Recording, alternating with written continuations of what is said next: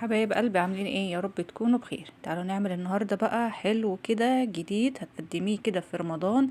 هنقدم الكنافة بشكل جديد بطبقات كده، يعني عايزه اقول لكم طبقات من السعادة. بجد حلوة قوي، كل طبقة فيهم احلى من التانية. شايفين الشكل عامل ازاي؟ شكل الطبقات كده حلو جدا، غير ان هي طعمها حلو وسهلة وسريعة كمان، مش بتاخد يعني دربكة كتير. في اقل وقت كده هتعمليها. يلا بقى حطوا لايك للفيديو الحلو ده، وتعالوا نشوف هنعملها ازاي. اول حاجة معايا ربع كيلو من الكنافة، حطيتها كده في الفريزر. تلكتها عشان لما اجي افرمها كده او افركها تتفرك معايا بكل سهولة. لما بنحطها في الفريزر وتتلك، بصوا بتمسكوها بايديكم كده في ثواني، بتتفرك معاكم بكل سهولة. لو طازة بقى وانتي مضطرة تعمليها، ممكن تقصيها بالمقص كده عشان بتكون طرية وبتشد كده، فممكن تقصيها بالمقص تسهل عليكي. او ممكن برضو تحطيها في الكبة تاخد لفتين كده. لكن هي بصوا عملتها على ايديا ما خدتش 3 دقايق بالظبط. بعد كده هجيب طاسة كده كبيرة او صينية، حطيت فيها معلقتين كبار من السمنة، ونزلت بالكنافة كده عشان احمرها. هفضل اقلب فيها كده لغاية ما تتحمر وتاخد اللون الذهبي الجميل. او ممكن تحطيها في صينية وتغلفيها برضو بالسمنة وتدخليها الفرن، ومن وقت للتاني تطلعي الصينية وتقلبيها وتدخليها تاني الفرن اللي يريحك يعني. في الوقت ده بدأت ان هي تاخد لون، بهدي النار خالص شمعة، وايدك فيها على طول ما تسيبهاش عشان ما تتحرقش منك.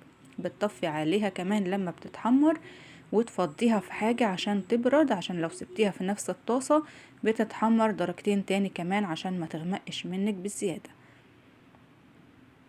ايدينا فيها على طول زي ما انتوا شايفين كده.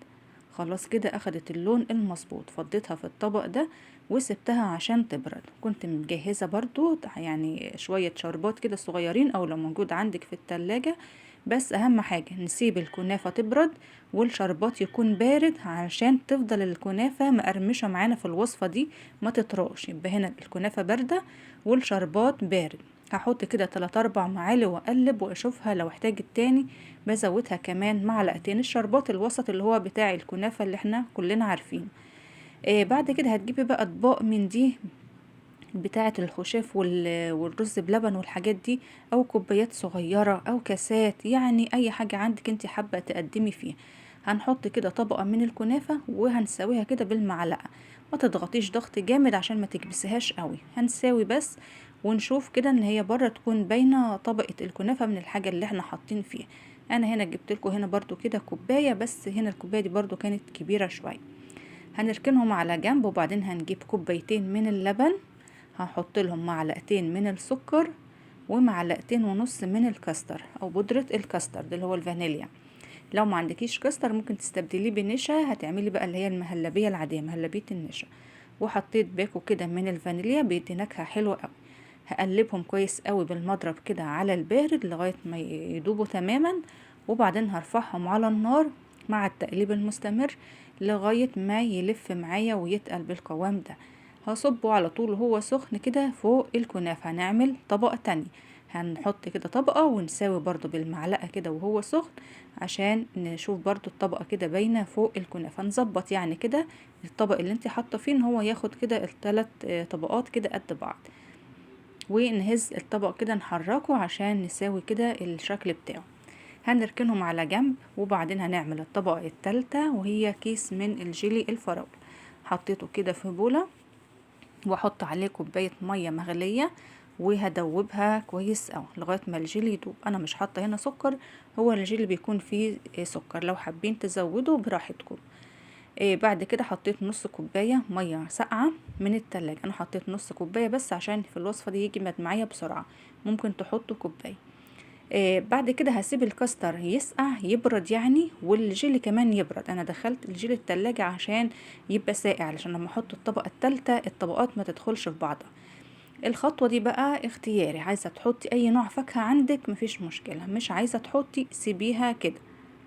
انا هنا حطيت كيوي، حبيت افصل باللون الاخضر كده مع مع الاحمر والاصفر، هيديني شكل جميل. ممكن تحطوا موز، فراولة، براحتكم خالص. فاي نوع فاكهه موجود عندك، ما عندكيش ممكن تسيبيه كده. هنا بقى هنوزع بالمعلقة زي ما شفتوا الطبقة التالتة، هنوزعها بالمعلقة كده بالراحة. وزي ما قلت لكم اهم حاجة تسيبوا الكاستر لما يبرد، والجيلي تحطوه في التلاجة يسقع، يعني تروح منه الحرارة السخونية، عشان لما نحطهم الطبقات ما تدخلش في بعض، ما يسيحش الكاستر وتلاقوا الطبقات دخلت في بعض. بعد كده بندخله التلاجة يقعد ساعة تاني او 2 على حسب تماسك الجيل. لما يتماسك معاكم، بعد ما يتماسك بيطلع معانا بالجمال ده. شايفين بقى الطبقات ولا ساحت ولا دخلت في بعضها ولا جرالها اي حاجة. يعني بجد يعني جربوه فعلا بالطريقة دي هيعجبكم جدا. شكل الطبقات بيبقى شكلها حلو قوي كده في التقديم، غير ان كل طبقة فيهم طعمها حلو. الكنافة كمان عايزة اقول لكم مقرمشة لتاني يوم، عشان احنا محطناش الشربات سخن. ولو وصلتم معايا بقى لغاية هنا ما تنسوش اللايك وتعليق حلو من تعليقاتكم الجميلة، واشوفكم على خير في فيديو جديد ان شاء الله.